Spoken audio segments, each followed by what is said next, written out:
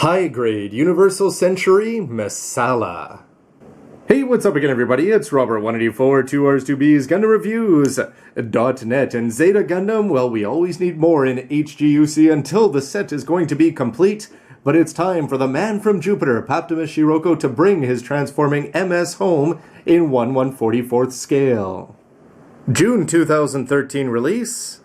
Great looking cover art, as the front is going to be showing the MS and the MA, and here you get a nice look at the monstrous MS over there. There it is, PMX 000-157 in the long running, and it's got Zeta Gundam there, high grade Universal Century line, and the price you can make out 3,000 Japanese yen. And don't forget, you can get this kit and so much more from Zeta and beyond from the good folks at HobbyLink Japan, and there's links below. The Messala is a pretty important unit here for a couple of reasons. First of all, the main bad guy from Zeta Gundam, this is the one that he first showed up in, and he gave a run for his money to both Camille and Char, and later Emma Sheen. Definitely a lot of power packed into this, bringing down warships. And in the bigger picture, before he moved on to the O, it's sort of significant because in Gundam, why not add, as it's the 1980s, the ability to be more than meets the eyes? This is what kicked it off, and if you like fumbly transforming kits, you can thank and hate this one all at the same time. Still, it's great to be bringing it home in a proper scale, because to go to the Gunpla Bible, if you check out the Zeta 1/144th kits, it's got some kits there that you wouldn't think would be all that popular, like a DJ. And as we move on, we did get to see things like the Hambrabi, which has come home recently in HGUC, but if it did get a 1/144th, it definitely didn't get a 1/100th. And in fact, the only place we did get to see it, as Zeta was the home of funky scales here, 1/300th for the Psychos, 1 and 2 down there. But if you take a look at the top, 1/220th, that was the only place you could get a Cubely or a Messala. Thank you, HGUC, for bringing these home at a nice price. For the box tour now, you can see that hopefully that this is going to be a massive mobile suit. The only question is going to be how much of these colors are going to be provided by Seals and how many of them are painted on by a pro, that you, of course, would not be getting if you're just going to be putting it together right out of the box, like myself. Look at those massive thrusters there going over the shoulders. They're going to be huge. A little bit cartoony in the overall design with a very unique head sculpt there and the familiar menacing mono eye. And on the back, you're going to see some claws on the legs and some big red thrusters. I have a feeling they may not be here. Always great to see Zeta Gundam on the front of a box there, because I wish we got them all, and you'd figure that they may have thought of that around movie time. Nonetheless, looking at the stats, 23 meters there for the head height. This is going to be a monster on scale with some of the unicorn kits, and 30 meters in total, with 30.3 actually when you add in everything over the shoulders. And there he is, transformed, zipping through Camille and Char in the Kyakushiki, well, Quattro at the time. Some information about its development by Paptimus Scirocco on his way from Jupiter. Definitely packing a punch, as people who play Gundam vs. Gundam probably know.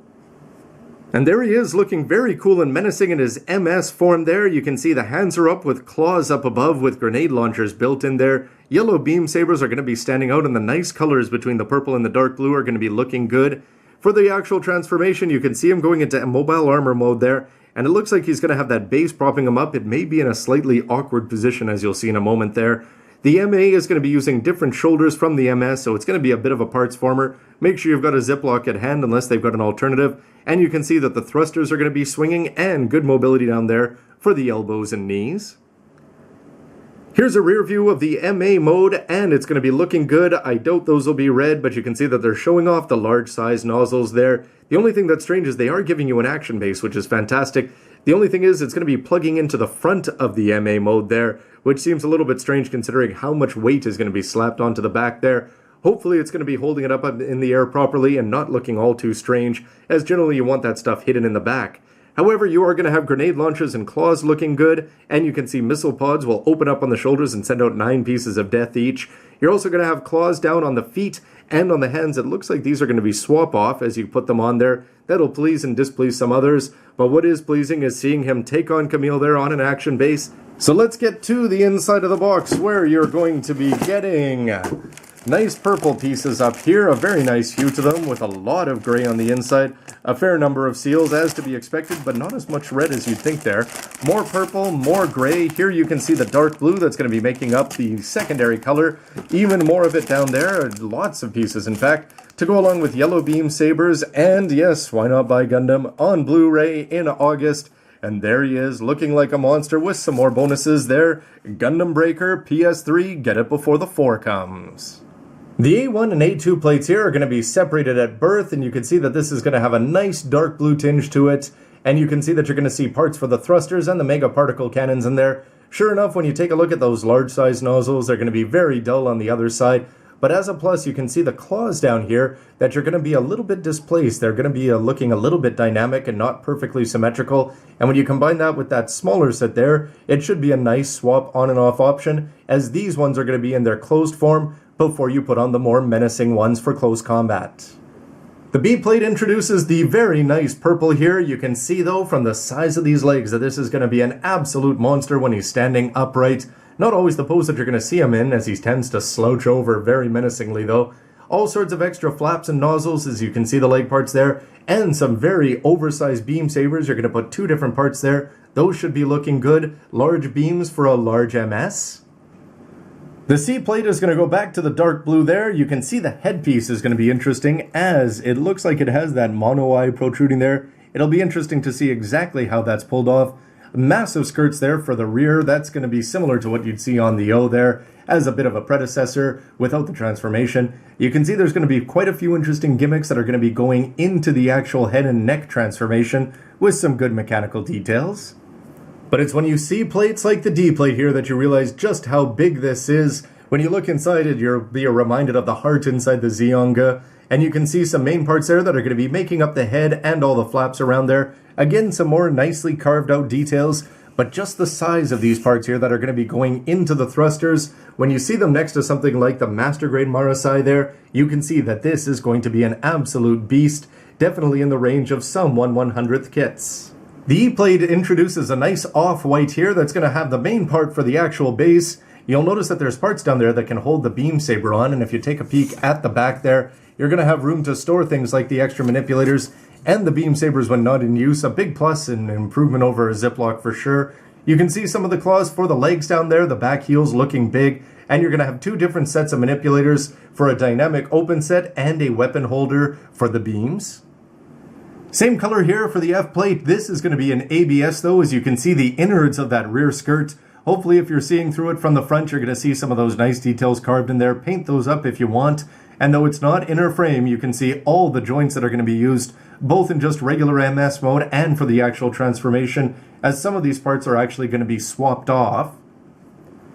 But it's always great to see this, that the G plate is going to be providing some of the large red flaps. They're going to be looking good for the missile pods on the shoulders, and you can see these large parts which are going to be on the forearms. But otherwise, all the rest of this is going to be piping. You can see that they've got the 2 pipes on either side, so it's not going to be quite as intricate as you'd get on a master grade. But the fact that you've got these little parts, these veins here for the thrusters, are actually going to be red plastic and not seals, a big step up on some recent high grades I've built. For those of you who have built action bases, you'll see the parts here for an action base 2. It's going to be BA4A up there, base 4, but you're going to have the elevator part there, and this is just going to be neat the way that they give you the base, custom for the Messala, but this part is going to be pretty generic. Before things wrap up with 4 screws in there and a couple bolts, you're also going to have some gray polycaps to match the rest of the plastic, and saber ones there, master grade size, nicely done up in yellow. The seals are going to be halfway between encouraging and discouraging there, as you can see that some of the red colors down for the ankles are going to be provided by seals.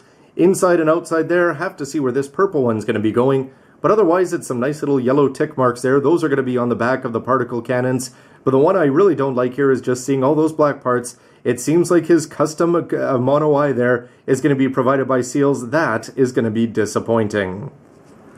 The manual itself is going to be huge, master grade size in terms of the paper size there. Lots of weapons listed and looking very good from Zeta Gundam. And when you crack it open on the inside, it looks like it's going to be color splash pages back here. Beam sabers, knees moving well, thrusters, his MA mode, if you can handle that being in the front.